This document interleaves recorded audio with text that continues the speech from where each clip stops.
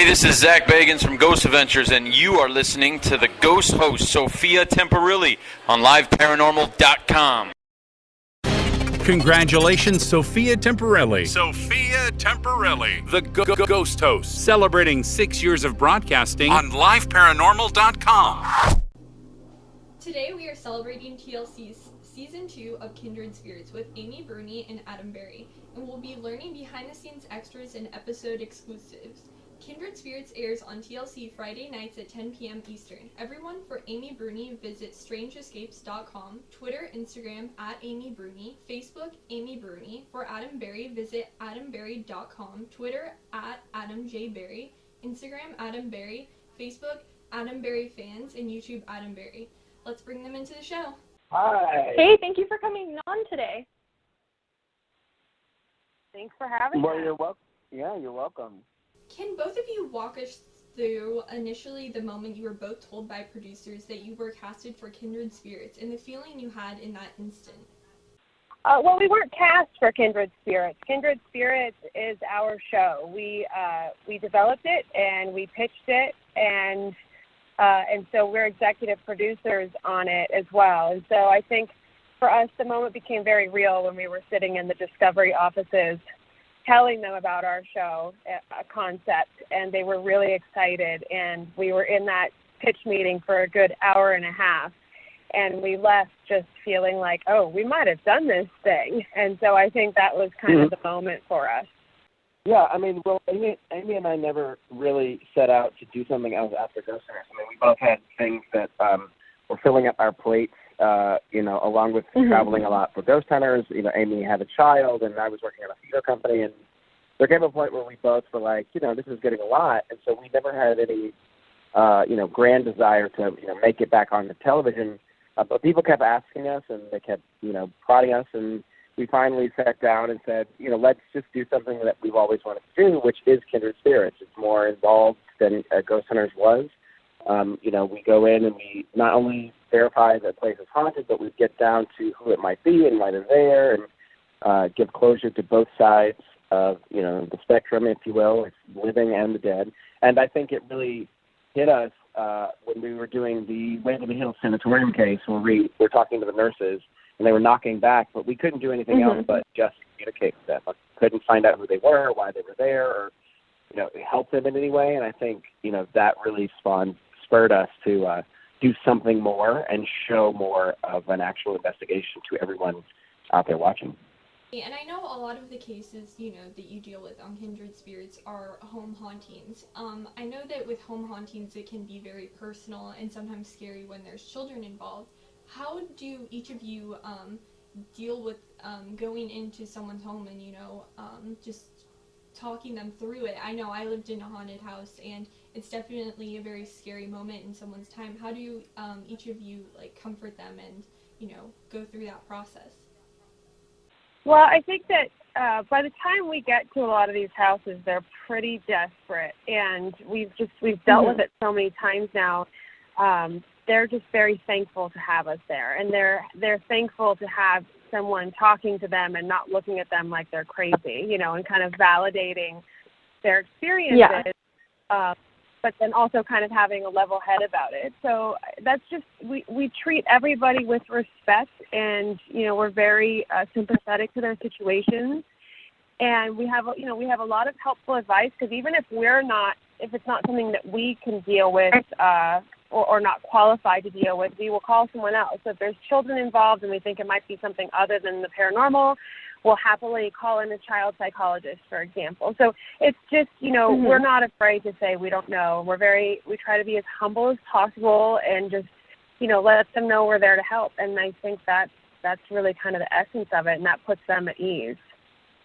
Yeah, and I will add that we tend to try not to freak them out too much, they find comfort in us acknowledging the things that are happening, and then us giving our ideas initially about what it could be, and then we have to sit down with them at the end of the, period that we're with them, those 5 days, and we have to tell them what we find. And it's a very delicate and sometimes difficult situation, because we don't want to make it worse for them, but we have to show them what we find and what we think. And we do it with as much sugar as possible so that they aren't freaked out. Right. That's the solution, and we try to at least help them deal with it in that way, and most of the time it definitely works out. You know, I know from living in a haunted home that it can be a very scary experience, but it is good to, you know, get validation that there is something there. It helps to, you know, not feel like you're the only one experiencing this and seeing this. So I think it's really great what both of you are doing. Yeah, we have a case that's coming up this season where, you know, they just, you know, she was having activity and the husband wanted to help her but didn't know how to help his wife. And, you know, that validation for her specifically was absolutely what she needed, because she was like, I know I'm not crazy. Like, this stuff has been happening. And so I think that's a big part of it. And Amy, I know in the intro of Kindred Spirits, you mentioned an encounter with a ghost when you were 8. Can you tell us a little bit about that experience and how that event led you to pursue a career in the paranormal? Yeah, I mean, basically I lived in a haunted house, and when I was 8 years old, I saw a full-bodied apparition standing outside a window of the kitchen. The only thing is that kitchen window was raised up on the second floor of the house. There's really no way that someone could have been standing there. So I found out later that there had actually been a wraparound porch there. So at one point, somebody could have stood there. Oh, wow. But that was kind of, Ooh. yeah, that was what started it all for me. You know, we had a lot of experiences in that house, but my family always kind of taught me that ghosts were very normal and they weren't something to be afraid of. And so rather than be afraid, my interest was really piqued, and I started reading all about, you know, the history of spiritualism and ghost hunting and investigating, and it was like my weird little kid hobby. But, you know, that interest never went away even as I grew up, you know. Yeah, definitely. I started in the field when I was 8, and it definitely helped, you know, having parents that were there to support me along the way. So I know it's great having that parental support when you're dealing with things like that. Yeah, definitely. And Adam, I know that in the intro of the show, you also mentioned that you had an experience at Gettysburg. Can you tell us a little bit about that experience and how that propelled you into the paranormal? Absolutely. I mean, I know that we've all, you know, those that do this for a hobby or whatnot, they've all had an experience that kind of changed their thinking of reality, right? So you know, I grew up not in so much of a crazy haunted house as BRUNI, but I grew up, you know, and I had experiences when I was a kid. And, you know, while I wasn't frightened as a kid, I definitely wasn't in the frame of mind of figuring out what it is and why it was happening. I just experienced it and was like, that's weird, you know, what's going on. And so I went to Gettysburg when I was, I think I was 23 at the time. And you know, or 22, I think, 22, 23. But I was old enough to know better. You know what I'm saying? Like, I was old enough to differentiate what was real and what was my imagination. And I wandered off by myself after a ghost tour. It was a ghost tour in Gettysburg, and I asked if I could walk down to this line of trees, and the guy said I wouldn't do it. And I was like, okay, fine, I'm going to go, because I was like, you know, I was a jerk. So I was like, I'm going to go. And I walked down to this line of trees, and I saw what appeared to be like light anomalies, like, well, almost like misty white figures walking past the trees or walking behind the trees, and the trees would like cut in front of them. And I heard gunshots, and I heard what I thought was, you know, people yelling. But at the time, I was just kind of amazed by what was happening rather than trying to figure out what it was. And I spent the next few days processing it, because I was like, I know it happened. I know I wasn't crazy. I wasn't drunk. I wasn't like hallucinating. Like, I know this occurred. I know it happened, and I just don't know why, and I want to find out why. And then that was it. I mean, for me, that was it. I was like, I started looking into it, and the internet, I think, well, we had the internet, but like, it was, I think I was still using MySpace and Friendster at the time. So, it was like, I was trying to skip memes, and then I figured out I could investigate it, and then I started my own group, and then I was reading books and stuff. And so I think it all happened for a reason, because what we do now is, I don't think either of us planned to do this for a living. I think it became a hobby, became a career, and we're very lucky that it happened that way. I don't think we had a choice in it. I think we're destined for something like this. We're destined for this kind of work, I think. And I know with also the nature of your show with dealing with home hauntings, how many, inquiries does the show get for people needing help? Well, quite a bit now. I think that the first season, everybody always says they have a TV show, so I don't know that people necessarily believed us when we said we needed cases for a show, but we still got a lot of response. But then when season 2 came out, we really have been inundated with requests. And, there's a whole process where basically people email or message us, and Adam and I go through them, and the ones that kind of intrigue us, we send those on to our production company so they can kind of further vet them. They go through and, talk to the homeowners, find out how active and how often the activity is.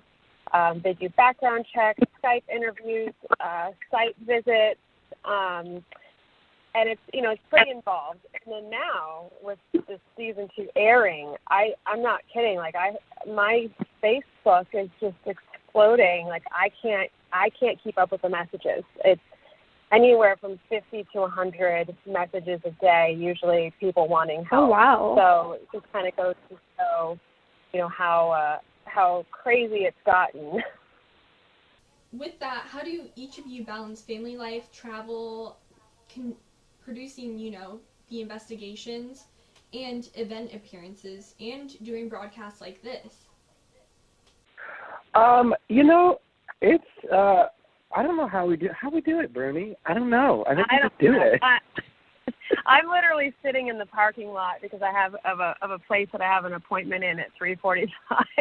So that's how we do it. You find these little shortcuts, and it really never ends. It's just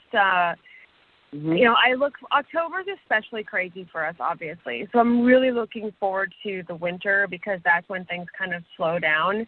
But I can tell even the last just few months while we were filming and now editing and doing everything, my business, Strange Escapes, I haven't been able to really focus on it as much as I want to. So some things suffer, but you have to just kind of prioritize.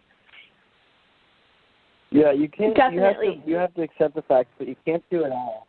You have to accept the fact that you can't do it all. Yet we try, and that mistakes happen, and then we pick up and go from there. And I don't know if I would change it yet. I think it's fun, and plus we get along, so that works. Thank God. Because if we didn't get along, if we actually hated each other or something, that would be terrible. That would be awful. Oh God. I couldn't imagine either of your schedules. It was stressful enough when I was in high school, so having, a TV show to do, and then on top of it, if I had that, it would be just hectic. So I couldn't imagine, having a family and all your businesses and everything on top of that. Stay in school, but it's so much fun to not be in school, I will say. Stay in school, graduate college, and get your doctorate. But it's so much fun to not be in school and not have to get up for a 7 a.m. class. But then you have kids and you get up at 6 a.m. So really, it's a never-ending battle. So just get ready. It's called life. Right. Definitely. I graduated high school in January, so it's been nice to have a break. Oh. Yes! Congrats. Thank you. Class of I feel really old. Okay, never mind. I know that also on Kindred Spirits that you guys investigated the Lizzie Borden house, and Chip Coffey did a reading of Sue, and 5 days afterwards, Sue's father passed away, and the reading was predominantly about, her coming to terms with that. Can you tell us what it was like to hear that had happened after the events of the investigation? Well, Sue wrote me when it happened, and, you know, it's one of those things, like, it sounded like her father was really ill, so I think we knew it was coming. I don't think we expected it to happen so soon after we were there. And the weird thing was that we had no idea. Like, when we were in that meeting with Chip, Sue is a very typical, like, hardcore New Englander, does not offer up any information, very closed off. And so she really didn't tell us anything. We had no idea what was going on with her dad until Chip brought it up during the reading. So we were all just shocked. And then on top of that, to have him pass away just a few days later, it was, strangely enough, it was one of those things I think we were happy we could help her, you know.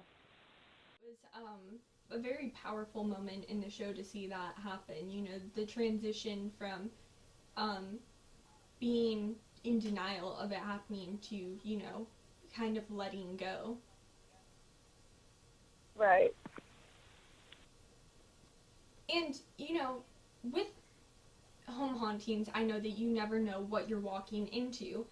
And that the same goes with the Lizzie Borden house. I mean, you know, you never know what spirits are exactly there. So are there any precautions or protective measures that each of you take before, during, or after an investigation?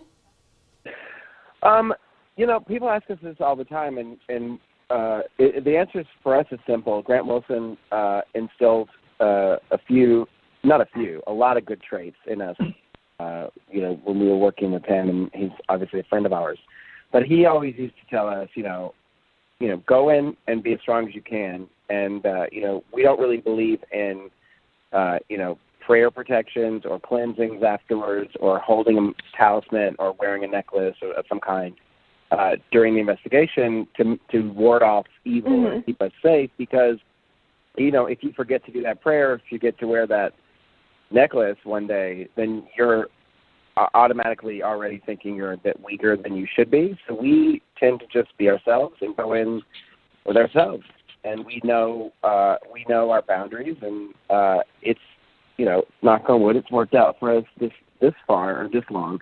You know, because we're very confident people, and so we try to be as confident as we can. And ghosts are people too. It's a funny saying, and people do say it, but it's true. And if that's the theory and that's what we ascribe to, then we will talk to these people as, you know, regular human beings, except they just they're no longer on this plane. And we kind of go it that way. You know, when I lived in the haunted house, I never really felt protected. So, you know, I just know that when going into an investigation, it's best to just be yourself, because you never know what you're walking into, and, you know, what you use as protection may not always work, you know, like you said, if you don't carry it. I mean, we not to say that we're not, I mean, if an entity is like, pray for me, we'll pray. I mean, we're not very religious, but if something asks for something that we can do, such as prayer or guidance, we will do that. But we don't believe that we can cross them over. That's another thing. People always like, why don't you cross them over? And it's not necessarily something we don't, I mean, maybe it can be done, but we've investigated places where they said, well, technically cleanse the space and we cross them over, but then we go back and investigate, and there they are. They're still there. So, you know, we just kind of do what exactly we feel best for them and what they want us to do, and leave it at that. And most of the time, especially on Kindred Spirits, they go away. I mean, they've been acknowledged. You know, we know that we're talking to this person, not their grandmother, or, you know, we figured out who it is, and so they've got acknowledgement, and they find peace, and they kind of just go away on their own. Yeah, and I think that's one thing that's really great about Kindred Spirits is, you know, we were talking about Chip earlier, but when a situation requires, you know, a different thing, you will bring people in, as specialists like Chip and, you know, other people to kind of help with the location. Well, I was going to say, like Amy said, we bring in experts that will help. Like if we need a child psychologist, we'll bring in one. You know, if we need Chip Coffee, we'll bring in a psychic and use them as a tool, obviously. I mean, those that haven't seen the show, shame on you. But if you have it, I mean, we're we don't just walk around and Chip tells us something and we go, okay. He walks around and tells us what he thinks, and if it adds up or matches up to things that we already know or research that we know is factual, then we know we're in the right direction on our investigation. My next question, is with dealing with the paranormal and your individual experiences, what does the term afterlife mean to you, and where do you believe that place to exist? I think that we'll be the first to tell you that we have no idea. We've definitely speculated, and there's lots of theories out there, and we're all going to know one day. But we will never claim to know with any sort of actuality what something like that is. We always preface everything with there's a theory or in theory or because. We are well aware of the fact that we're in a very controversial kind of field of research, and it's very hard to quantify or prove anything that goes on with what we do. And so all we can do is kind of our resolutions on experiences that we've had, in research we've done on our own, but we don't ever say, okay, this is how it is. And, but we just kind of offer up solutions that we think will work, and they do tend to work most of the time. So hopefully we're onto something. But I think, if anything, I think a lot of what we're dealing with is very energy-based. And so I don't know if there's some sort of, residual energy that we leave behind or some bit of consciousness we leave behind. But that's as close to kind of speculating as I can get. And some people are very religious, and they have a religious aspect to it, which that could be right too. So I don't fault anybody for their theories, and I'm always open to discussion about what it could be. Yeah. Unless it's people saying everything is a demon, I do have a problem with that. I believe there's something there, and like I said, we really don't know what that something is. I know that we tend to communicate with things that are intelligent, that tell us that they lived on Earth, that they're a certain age, or they remember certain things. So I don't know what that is or who that is, and I know that I believe in a higher power, I would say. So I believe that there's something that is that exists after this life, but I don't think we're going to know what it is until we go, and that's that's kind of the fun of it a little bit. It's the mystery of it. Keep trying to unravel and solve what's happening. So maybe one day we'll know all the answers, but until we get there, let's have fun trying. This is Nick Groff, executive producer of Ghost Adventures, the original documentary, and Ghost Adventures Season 1 through 10, and executive producer of Ghost Stalkers, author of Chasing Spirits, the building of the Ghost Adventures crew, and founder of NickGroffTours.com. You are listening to the Ghost Host Sophia Temperilli on LiveParanormal.com. Tune in. Congratulations, Sophia Temperilli. Sophia Temperilli. The Ghost Host, celebrating 6 years of broadcasting On LiveParanormal.com. Thank you both again for coming on today. Yeah, no problem. You're welcome. So, I know that on Kindred Spirits you get to travel to a lot of locations, but if you could investigate anywhere in the world, what would that place be and why? Ooh, this is a fun question. For me, I would love to go back to that house I grew up in and give it a proper investigation. Have Adam and I go in there for a few days and investigate it. I would love that. So maybe someday on a future episode or something they'll let us do it. God. Oh my God. That's mine too. Let's do both. That'd be a really cool episode. We'll do both. Wouldn't it be neat? What? So wouldn't it be neat? Yeah, it'd be. Yes, please. Somebody write that down. Tell me you're listening. Write that down. I think we should go. I think we should go to Disney World and investigate. Because people say the Haunted Mansion's really haunted, or Magic Kingdom is haunted. That would be awesome. But let us loose. Right, let us loose in there at night see what happens. I mean, I know they got a lot of workers doing stuff, so maybe it'd be hard, but that'd be really cool. We can find out if the Haunted Mansion ride is really haunted. Right. You just want to go to Disney. I know, don't tell me that. Yeah, well, it's an excuse. It is haunted. I mean, there are a lot of places that you don't. Say that again? Yeah, there's been a go lot ahead. of deaths Yeah, at they've been Disney. haunted. Mhm. So Well, they say it's haunted, it definitely. and I Yeah. good time and see what happens. But I don't know if Disney would let us do that. I think they would be like, no, Yeah. it spoils the magic. Well, it's magical for us if we get to go, investigate it. The paranormal people would probably think that would be the most magical thing. Exactly. So, I know, Amy, you have to go in a few minutes, but are there any upcoming broadcast productions, events, appearances, shows, or websites that you wish to let the audience know about? Yeah, I mean, we're going to Mackinac Island next week, so if anybody's in Michigan that wants to come, party with us for the weekend, we're doing a big Halloween party, and then we're investigating the next night, and there's lectures, tours. It's going to be really fun. So that's next weekend, or this coming weekend, I guess. So, and then I think on the 27th, we're doing a big Halloween bash in Newport, Rhode Island at Newport Vineyard.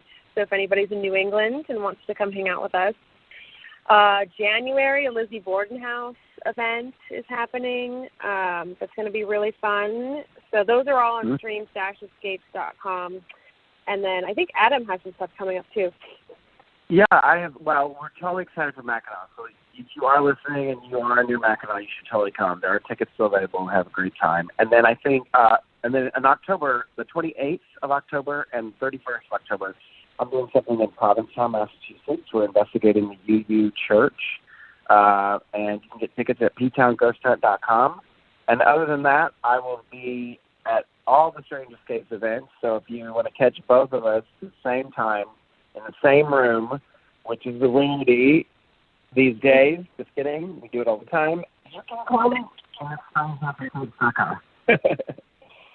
Well, those definitely sound like awesome events. And Amy, I just want to say also that sounded like a great idea to go back to your childhood home. I mean, the new owners are probably having experiences or people prior to them that owned it. Yeah, I'm dying to know. And I go by there often because it's in Alameda, California, where I have family, and I do events at the USS Hornet sometimes. So I drive by it, and I'm always like, "There's the house. There it is. I want to get inside." Yeah, my old house. I wonder if people have activities, but then mine kind of really scared me. So at the same time, I don't know if I'm at a point where I would want to go back, but maybe someday it would definitely be cool to see what's happening. Yeah. Yeah, I want to remind everybody, too, Adam Berry, he kind of broke up there a little bit, but it's going to be Adam Berry at Provincetown Ghost Hunt. That's the October 28th and 31st in Massachusetts. So visit ptownghosthunt.com. That's ptownghosthunt.com for the event. And Amy, Adam, thank you guys so much. And I know Amy's got a hard exit here really quick. And it sounds like you guys it's fluid. You guys have a lot going on at once. But Amy, it was great meeting you at the Saban Theater, and Adam, it's great meeting you for the first time. And thank you guys for all the tweet supports and everything too for the show. Awesome. Oh, you're well, welcome. Thanks for having us. We appreciate it. Yeah, and Yeah, thank you so much for coming on. Yeah, Kindred Spirits every Friday at 9, 8 Central on TLC. Right. All right, bye, guys. Well, thank you. And thanks, Charlotte. Thank you guys again. Thanks, Charlotte, with TLC. Thank you, and thank you everyone for your support throughout the years. This show definitely would not be possible without all of you. Hey, this is Zach Bagans from Ghost Adventures, and you are listening to the Ghost Host Sophia Temperilli on liveparanormal.com.